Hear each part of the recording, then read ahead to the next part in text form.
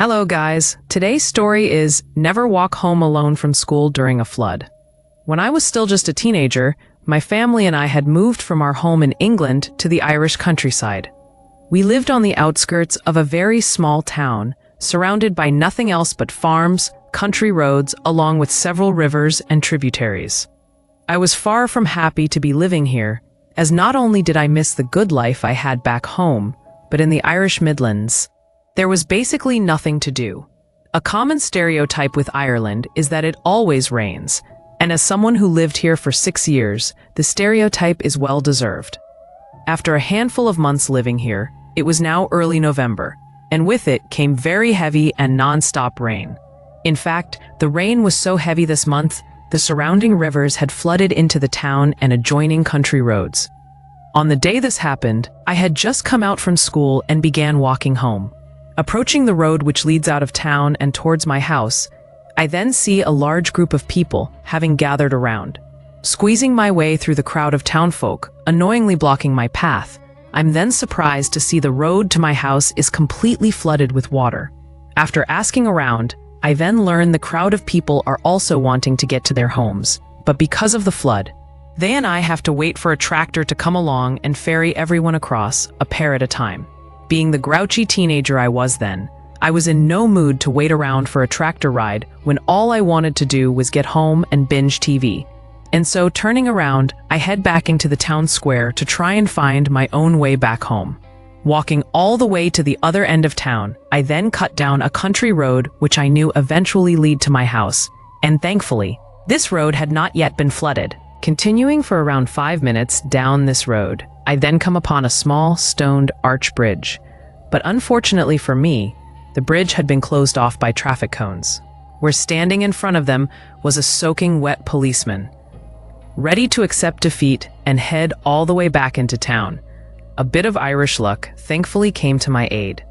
A jeep had only just pulled up to the crossroads, driven by a man in a farmer's cap with a border collie sat in the passenger seat. Leaving his post by the bridge, the policeman then approaches the farmer's jeep, seeming to know him and his dog. It was a small town after all. With the policeman now distracted, I saw an opportunity to cross the bridge, and being the rebellious little shite I was, I did just that, comedically tiptoeing my way towards the bridge, all the while keeping an eye out for the policeman, still chatting with the farmer through the jeep window. I then cross over the bridge and hurtle down the other side. However, when I get there, I then see why the bridge was closed off in the first place. On this side of the bridge, the stretch of country road in front of it was entirely flooded with brown, murky water. In fact, the road was that flooded, I almost mistook for a river. Knowing I was only a 20-minute walk from reaching my house, I rather foolishly decide to take a chance and enter the flooded road. Continuing on my quest, after walking for only a couple of minutes, I was already waist-deep in the freezing cold water, and considering the smell, I must having been trudging through more than just mud. The further I continue along the flooded road, my body shivering as I do, the water around me only continues to rise, where I then resort to carrying my school bag overhead. Still wading my way through the very deep flood, I feel no closer to the road outside my house, leading me to worry I have accidentally taken the wrong route home.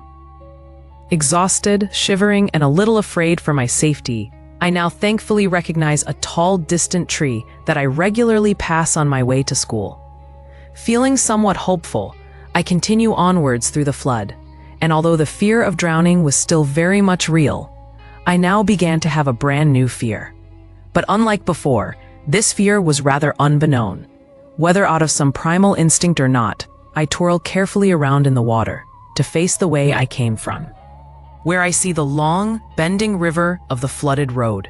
But in the distance, protruding from the brown, rippling surface, maybe 20 or even 30 meters away, I catch sight of something else, or should I say, someone else. What I see is a man, either in his late 30s or early 40s, standing in the middle of the flooded road. His hair was a damp blonde or brown, and he appeared to be wearing a black trench coat or something similar. But the disturbing thing about this stranger's appearance was that while his right sleeve was submerged beneath the water, the left sleeve was completely armless. What I mean is, the man's left sleeve, not submerged like its opposite, was tied up high into a knot beneath his shoulder.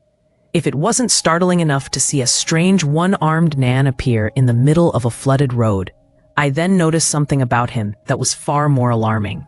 When I first lay eyes on this stranger, I mistake him as being rather heavy, but on further inspection, I then realized the one-armed man wasn't heavy at all. If anything, he looked just like a dead body that had been pulled from a river. What I mean is, the man looked unnaturally bloated. As one can imagine, I was more than a little terrified. Unaware who this strange, grotesque man even was, I wasn't going to hang around and find out. Quickly shifting around, I try and move as fast as I can through the water's current, hoping to God this bloated Fanta would not follow behind.